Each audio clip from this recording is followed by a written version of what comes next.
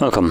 In front of me is an iPhone 12 mini, and today I will show you a couple tweaks and tricks you can do on this device. Now, starting off with the most simple one, it's going to be the control center options, and when you pull it down you have a limited amount of controls. Now they do have a little bit more when you hold it.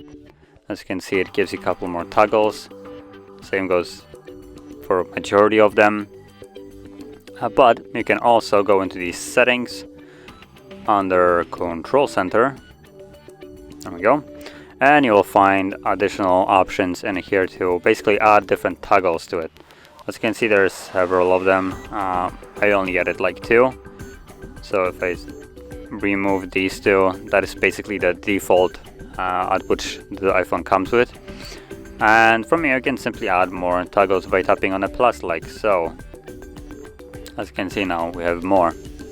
So you can expand your toggles right there to quickly access different applications. Now also, the applications that are visible right here are all, well, the applications that come pre-installed. If you download some kind of apps from the store, they might also have a toggle right here, so you can go check it, and from there you can add the toggle to your control center as well. So moving on to the next option, it's going to be the dark mode. Now if you kind of disregarded it throughout the setup, because you do have an option to set it, you can still change it later on and change it at whatever point you want. And the quickest way to do it is by pulling down the control center, and where you have the brightness, as you can see, this is the brightness, you can hold it. This will bring up this bigger version, right? But at the bottom you have a couple different things like the true tone, so you can disable true tone if you don't want it. You can enable dark mode if you want it, as you can see. There we go, there's the dark mode. There was another option which is night shift. Night shift can automatically adjust the color of your display at night to reduce your eye strain. That actually sounds kind of nice. So you can enable that if you want to or not. I'm gonna just turn that off for now though. And going back, you can also turn on the light mode from this option as well by simply disabling dark mode. So there we go.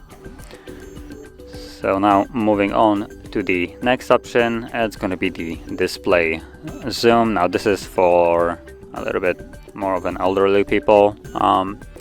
So if a small content on your phone isn't necessarily the best, it gives you a little bit of a hard time to read it, you can enable the display zoom, which is under screen and brightness, or display and brightness, and I believe it's at the very bottom view. There we go. And you can see that there's a standard, and then there's also the zoomed. So you can set it, and once you check it on, make sure you tap on set, use zoom, and this will then in turn change it. You can clearly see right here the page right here is a little bit bigger, not by much, but it is bigger. And same should go for icons. They're a little bit more packed together. Again, it's not a huge difference, I would say, but I guess any difference is probably good. Now for the rest of this video, I'm actually going to change it back to standard so it doesn't look so bloated. There we go. So you could definitely see the difference of it being turned off, or at least I did. So moving on to the next option, following up the trend with kind of a features for elderly people, it's going to be the emergency SOS option right over here.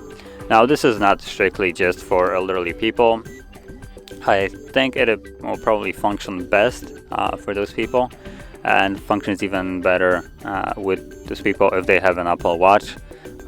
Kind of probably, like you're already aware, everything with Apple is better if you get stuck more and more into the ecosystem, and this is one of those things. So by default I have the emergency SOS, which you activate with holding the power key and volume down or volume up, and this will in turn let you to set it up, but in turn it will contact someone that you have chosen with information that basically a message that you're in distress, and send them also your current location using the localization, so they actually know where you are.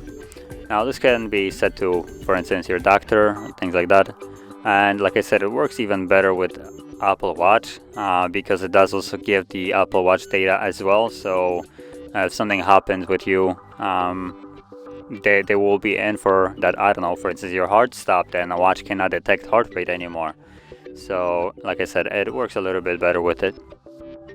So, and now moving on to the next and last option, it's going to be the app library. Now by default, you probably are already aware. If not, then I guess you're probably new in the Apple environment, that Apple tends to install all their applications smack in the middle of your home screen. So as you can see right over here. And if you want to get rid of it, before you would have to basically hide it in folders, which wasn't necessarily the most optimal way of managing your clutter. But now they also added the app library, which allows you to basically install apps into a drawer, kind of like Android does. And by default, it's still gonna install the apps right in the middle of your home screen, but you do have an option to actually change it. So all you need to do is go into your settings, and then let's go to home screen, and you will have newly downloaded apps will be added to home screen or app library only. So whatever new app you download, it's only gonna appear in the app library. So it will then minimize the clutter on your home screen, and you can manage it a little bit better. But that being said, this would conclude all the tweaks and tricks that I wanted to share. And if you found this very helpful, don't forget to hit like, subscribe, and thanks for watching.